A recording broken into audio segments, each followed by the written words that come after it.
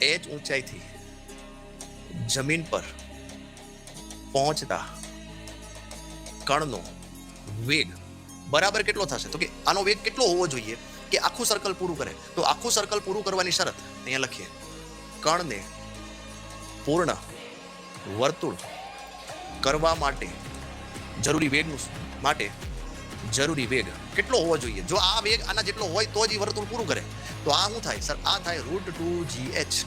અને આનું જરૂરી સૂત્ર શું હતું બોલો જોઈએ? તો અહીંયા આગળ વેગ બહુ પૂછો તો અહીંયા શું આવે? √gl.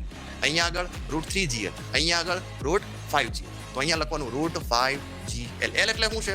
તો l જે છે એ છે રેડિયસ. અહીંથી આ અંતર જે છે l છે રેડિયસ. l છે વર્તુળ. અહીંયા લખો તો લખાય l શું છે? વર્તુળની ત્રિજ્યા.